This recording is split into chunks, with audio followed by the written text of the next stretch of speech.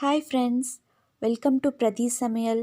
இன்றைக்கி நம்ம பார்க்க போகிறது பிரெட் குலோப் ஜாமுன். வாங்க எப்படி செய்கிறதுன்னு பார்க்கலாம். பிரெட் குலோப் ஜாம் செய்கிறதுக்கு தேவையான பொருட்கள்: சர்க்கரை. நான் ஒரு அரை கப் சர்க்கரை எடுத்திருக்கேன். இதோட அளவு 150 கிராம்.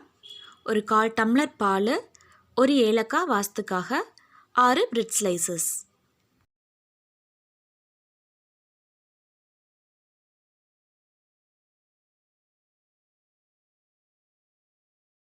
ப்ரெட்டில் இந்த சைடில் இருக்க ப்ரௌன் கலர் லேயரை மட்டும் கட் பண்ணிவிட்டு இந்த மாதிரி எல்லா ப்ரெட் ஸ்லைசஸும் ரெடி பண்ணி எடுத்துக்கோங்க. ரெடி பண்ண ப்ரெட் ஸ்லைசஸ் இந்த மாதிரி சின்ன சின்ன பீஸாக கட் பண்ணி எடுத்துக்கோங்க. இப்போ இதை நம்ம மிக்சியில் போட்டு நல்லா பவுட்ரு பண்ணிடலாம்.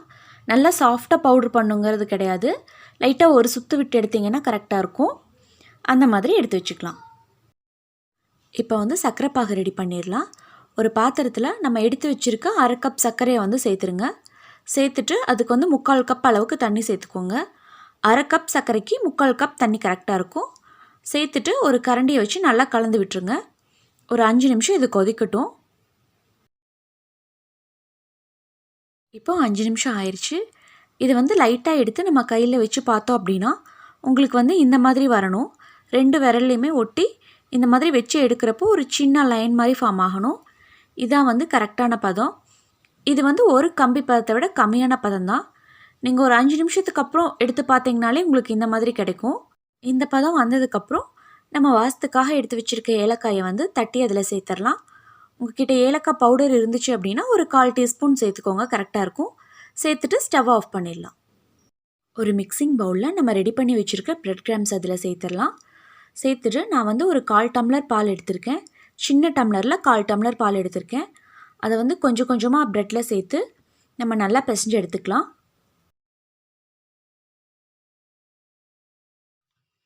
நீங்கள் மாவு நல்லா பிசைஞ்சதுக்கப்புறம் கையில் இந்த மாதிரி லைட்டாக அமுத்தி பார்த்தீங்க அப்படின்னா நல்லா சாஃப்டாக இருக்கணும். இதான் கரெக்டான பதம்.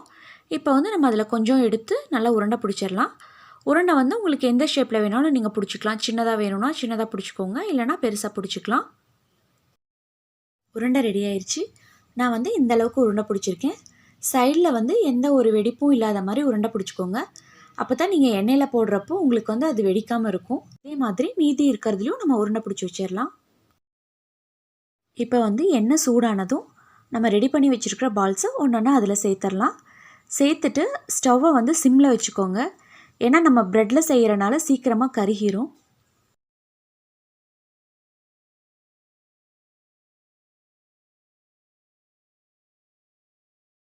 இந்த மாதிரி ஒரு ஸ்பூனை வச்சு எல்லாத்தையுமே லைட்டாக திருப்பி விட்டுட்டே இருங்க.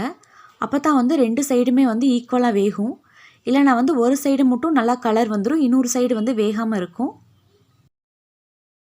இப்போ எல்லாமே நல்லா வெந்துருச்சு, கலரும் நல்லா சேஞ்ச் ஆயிடுச்சு.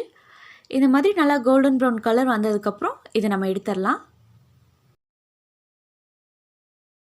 நம்ம ஃபஸ்ட்டே சர்க்கரை பாகு ரெடி பண்ணி வச்சிட்டோம். அதில் நம்ம ரெடி பண்ண ப்ரெட் பால்ஸை ஒன்றா சேர்த்துட்டு இந்த மாதிரி ஒரு ஸ்பூன் வச்சு நல்லா மிக்ஸ் பண்ணி விட்டுருங்க. இதை ஒரு 4லேருந்து 5 மணி நேரம் வரைக்கும் அப்படியே வச்சுருங்க. அதுக்கப்புறம் நம்ம இதை எடுத்து பார்க்கலாம். இப்போது 5 மணி நேரத்துக்கு அப்புறம் நான் எடுத்திருக்கேன்.